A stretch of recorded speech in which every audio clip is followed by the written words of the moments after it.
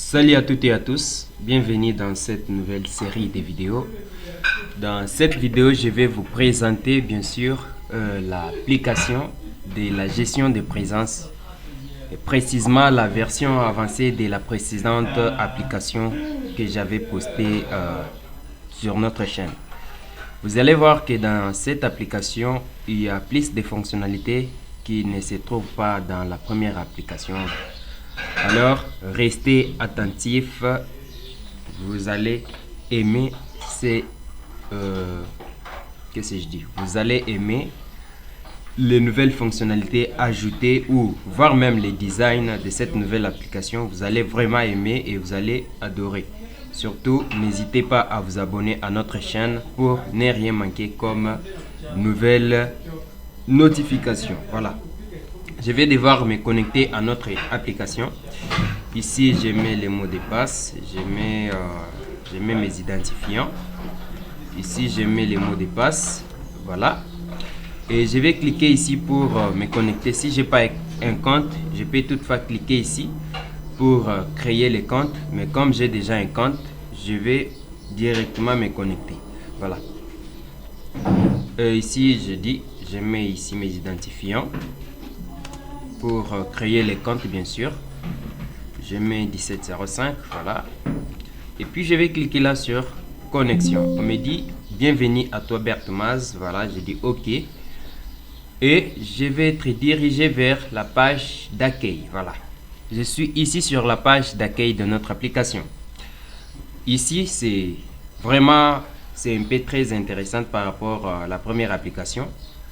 Ça, j'appelle ça moi-même la version avancée. Ce sont des projets de 2023.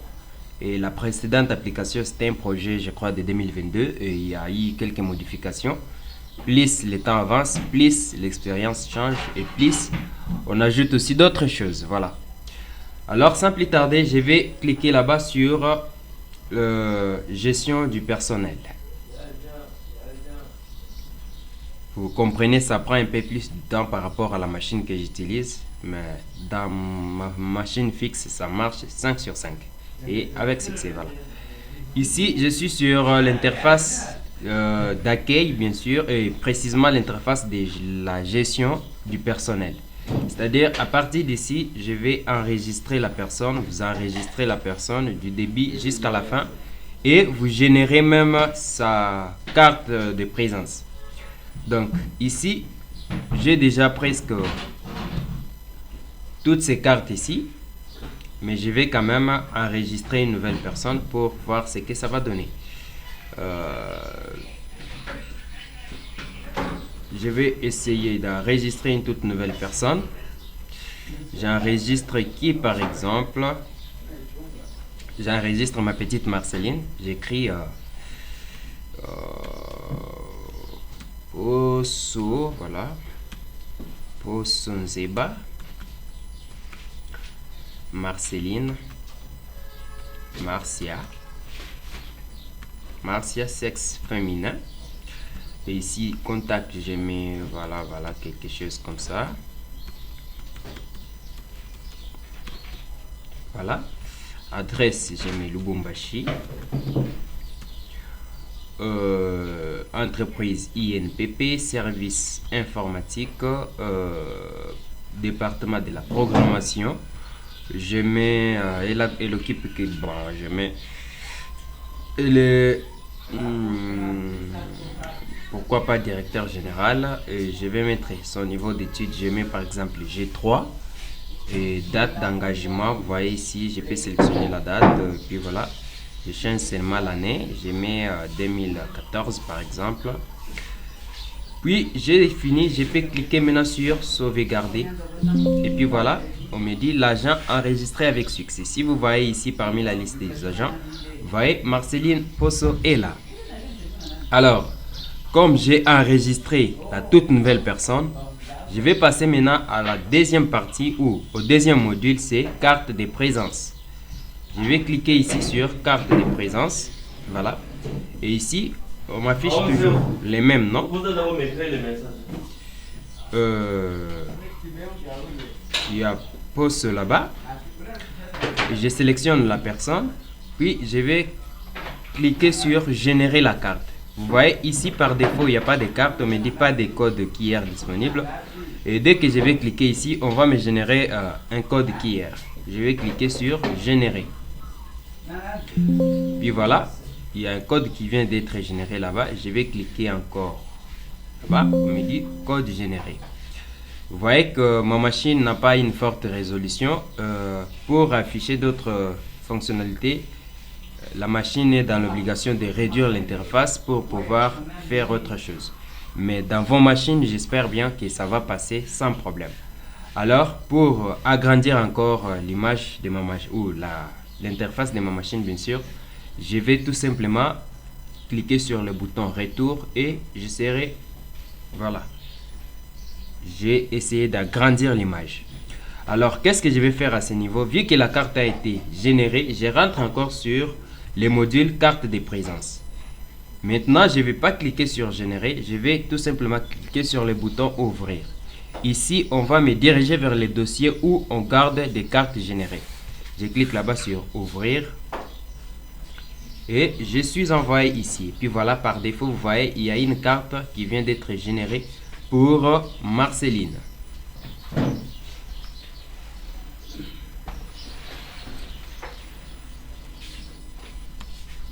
Voilà, il y a une carte qui vient d'être générée pour Marceline. Et pourquoi pas, je vais envoyer cette carte ici dans mon téléphone via Bluetooth. J'envoie cette carte dans mon téléphone via Bluetooth.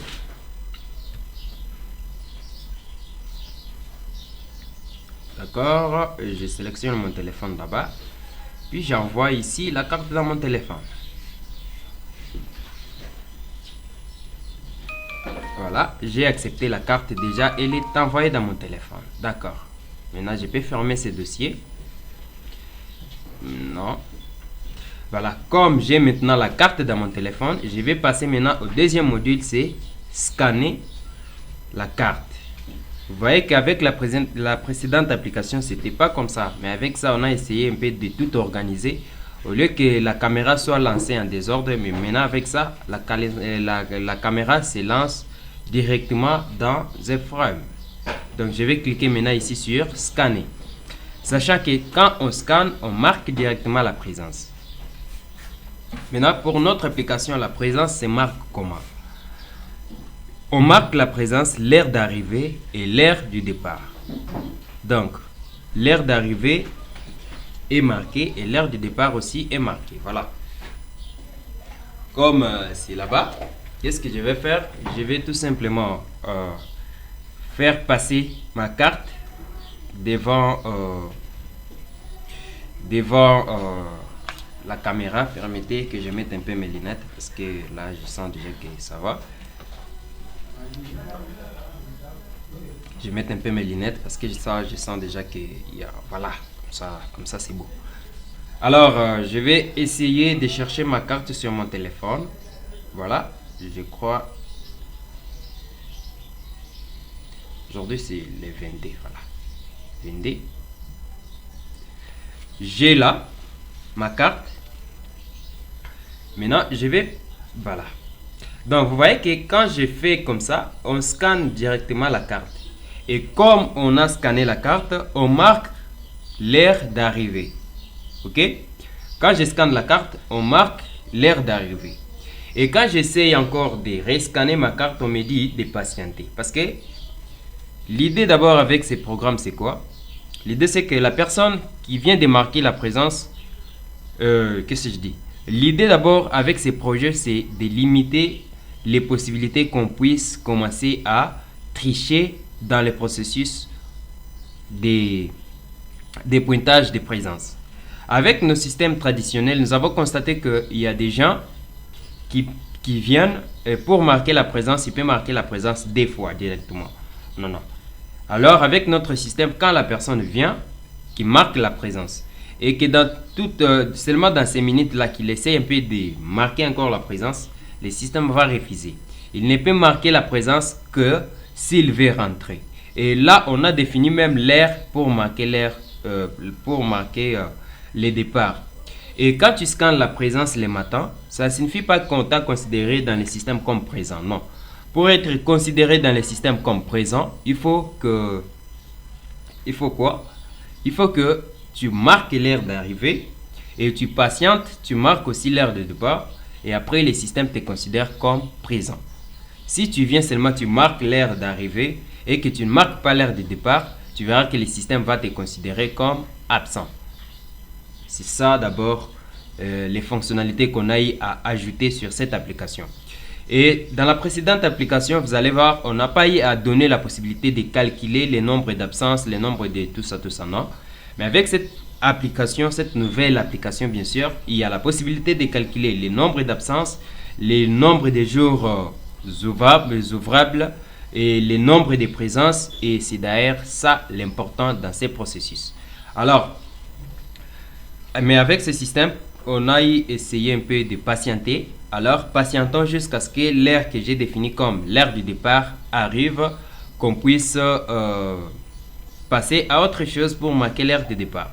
Alors, pour moi, ici, je vais essayer maintenant parce que l'heure que j'avais définie pour moi, juste un titre de démonstration, voilà, j'avais essayé un peu de définir l'heure. Je crois que l'heure est arrivée. Je vais essayer de marquer l'heure du départ.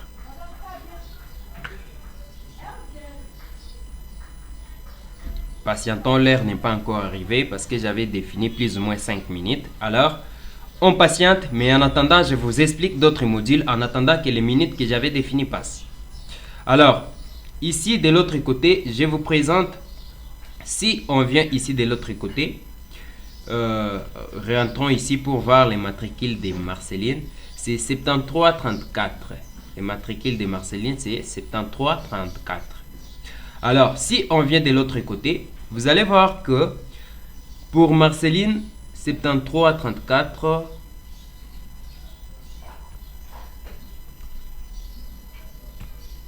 vous allez voir que pour Marceline, voilà, elle est là. Ouais, elle est là. 73, les matricules de la personne, c'est 7334. Vous allez voir, elle a daté et elle a marqué la date du départ, c'est-à-dire le 22 septembre 2023. Et l'heure d'arrivée, c'est 7h47 et 20 secondes. Là, on a marqué. Mais vous constatez ici que l'heure du départ n'est pas encore marquée. Par défaut, c'est pas encore. Statut du personnel. Ici, normalement, quand c'est présent, statut va changer. On va dire présent. Mais pour elle, vous allez voir l'heure du départ, pas encore. Et statut, pas encore. Ça signifie que pour que le système puisse considérer sa présence, il faut qu'il rescanne encore sa carte pour marquer maintenant l'heure de départ et la présence puisse changer. Alors, c'est ça un peu ce que je voulais vous montrer ici. Et ici, de l'autre côté, c'est possible même, voilà, c'est possible même de calculer l'effectif de l'agent. Supposons, je viens de mettre les numéros matricules ici de l'agent, 74 et tout. Si je clique ici, vous allez voir le nombre d'absences, le nombre de jours ouvrables, le mois de septembre a 21 jours ouvrables. Là, on a calculé juste, on a pris en compte on a pris en compte du lundi au vendredi. On n'a pas mis samedi et dimanche. Voilà. Donc, nous sommes dans le système anglais. C'est pourquoi. Et vous voyez que notre système marche comment? Le nombre de jours ouvrables, le nombre d'absences et le nombre de présences. C'est-à-dire, les nombres d'absences sont égaux au nombre de jours ouvrables. Alors, à chaque fois que la personne marque la présence, on soustrait dans le nombre de jours ouvrables. Si par exemple aujourd'hui elle a été présente, on considère le nombre d'absences qui était 21 jours, ça devient 20 jours. Elle marque demain ainsi de suite et cela se fait par mois. Pour chaque mois, ça se fait comme ça. Donc, et là, si on prend par exemple le cas d'une autre personne, par exemple cette personne, son matricule est là. Maintenant pour cette personne, pour lui, nous allons calculer les mois d'août parce que les mois de septembre, j'ai pas encore marqué des présences pour cette personne. Alors pour cette personne, on va prendre juste les mois d'août. Soit cet intervalle de 2 mois, on va voir cette personne a combien de présences. Et puis vous voyez, cette personne avait juste marqué la présence juste une fois. Donc là, c'est un peu ça. Tu peux calculer ici. C'est une partie qui nous aide à calculer les effectifs et à gérer à bien les présences. Alors, rentrons pour marquer l'heure du départ pour voir ce que ça va donner. Rescannons notre code et on verra ce que ça va donner.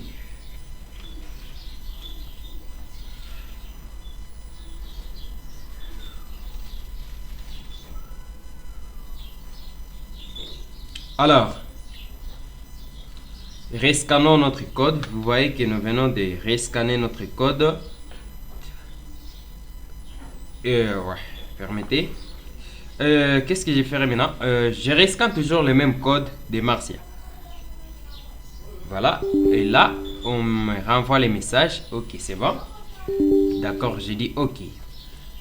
Alors, la présence de Marcia est marquée. Alors, si je rentre du côté gestion présence et que j'essaye ici de rechercher les matricules de Marcia, vous verrez, on me donnera maintenant ici, vous voyez, l'heure d'arrivée c'était, la date c'est le 22 septembre, 9 septembre. L'heure d'arrivée c'était à 7h47 et 20 secondes. Maintenant, l'heure de départ c'est 7h54 et 25 secondes. Statut là-bas ça change, ça devient présent. Vous voyez, ça devient présent. Voilà. Et si on rentre ici du côté présence et qu'on recherche la même personne, vous allez voir, on va nous afficher les mêmes informations. Voilà, pour dire, et ici, si on essayait de calculer la présence, on essayait de calculer ici l'effectif, vous allez voir, on m'affiche sur le nombre de jours ouvrables, c'est 21 jours, et le nombre de présences, c'est juste une fois qu'elle a été présente, et ici, le nombre d'absences, c'est combien? C'est 20 absents. Alors, ça, maintenant, après cette partie, qu'est-ce qu'on peut faire maintenant? On peut maintenant générer les rapports. Les rapports de présence, on ne les génère pas pour une seule personne, mais on génère les rapports de présence pour tous les agents. Alors, je vais sélectionner la période dans laquelle je vais générer les rapports. Je sélectionne juste les mois de septembre. Les mois de septembre, voilà. Et je vais cliquer maintenant sur rapport. On me dit, les rapports ont été générés avec succès, c'est bon. Là, les rapports ont été générés. Je viens maintenant sur du côté rapport pour voir ce que ça donne. Donc, les gars, je vous assure que cette application, c'est vraiment du lourd. C'est une application qui pourra beaucoup vous aider dans tout ce que vous faites. Et puis, vraiment, c'est une application pour moi, je trouve que c'est la meilleure. Alors, ici, de l'autre côté, je vais aussi sélectionner juste les mois de septembre. Voilà. Malheureusement, ici, j'ai choisi avec département. Je prends avec les mois.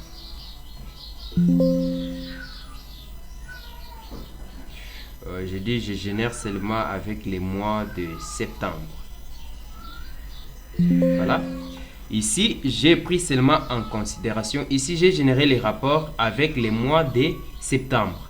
Donc, tout simplement les mois de septembre. Vous allez voir ici, j'ai dit, je génère les rapports, bien sûr, quels pour les mois avec les mois de septembre.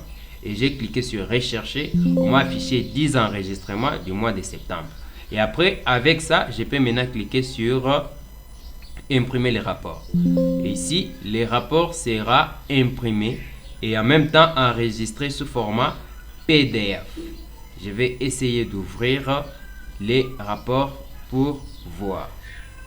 Alors là, les rapports régénérés. Si je viens encore ici sur côté rapport et que je clique sur rapport, on va me diriger vers le dossier où sont enregistrés les rapports. Et comme pour aujourd'hui, vous voyez, nous sommes le 22 septembre. On m'a enregistré les rapports numéro 54 et 46. Voilà. Et si j'ouvre le dossier, vous allez constater que les rapports sera généré avec succès. Et dans ces rapports, voilà, il y a les rapports qui est généré. Et comme par défaut, vous voyez ici, Marceline est là avec ses histoires. Donc pour elle, ici c'est le mois de septembre. Ici, le nombre de jours ouvrables, malheureusement, il y a les mois qui empêchent aussi. Voilà, c'est question d'ajuster sur votre machine. Chez moi, ça ne s'affiche pas bien à cause de la résolution. Et ici, le nombre de présences, c'est ça. Et ici, c'est le nombre d'absences. Pour Marceline, elle est là. Et puis, vous voyez, ici, vous pouvez tout simplement passer les rapports, signer les rapports, imprimer et tout. Voilà, ça, c'est une excellente application selon moi. Et vous pouvez toutefois aussi, bien sûr, l'adapter ou l'améliorer selon vos besoins. Alors, ça a été pour moi un plaisir de... Et je dirais, si vous avez encore besoin, bien sûr, de rescanner ou d'enregistrer encore d'autres personnes, vous allez voir que ça passe très bien sans problème. Donc, c'est ça d'abord l'idée clé avec... c'est ça d'abord l'idée clé avec notre système. Alors, les amis, je suis très content. Et maintenant, si j'essaie encore de rescanner, on me dit la même carte de Marceline pour aujourd'hui. On me dit déjà scanné. Ça signifie qu'on ne peut pas scanner parce que la carte a déjà été scannée pour aujourd'hui. Donc, c'est un système qui est là très efficace et qui prend en compte tout. Donc, on a eu à prendre plusieurs règles de gestion pour pouvoir développer et mettre en marche cette nouvelle application. En tout cas, je suis content d'avoir partagé cette expérience avec vous et j'espère que ça va beaucoup vous plaire. Alors, si vous avez besoin de l'application, vous vous abonnez à la chaîne et puis vous m'écrivez en privé. Je vous donne les codes sources. C'est la seule exigence que moi je donne avec mes abonnés. Et ceux qui sont abonnés à ma chaîne savent de quoi je parle car je donne mes codes sources sans problème. Il suffit que tu t'abonnes à la chaîne. J'ai fait cette exigence parce que la chaîne est encore au début. Alors, j'ai besoin de vos soutiens pour pouvoir faire développer notre chaîne. Alors, si vous appréciez ce que j'ai fait, je vous prie de vous abonner à la chaîne. On se voit dans la prochaine épisode. Ciao, c'est Bertmas.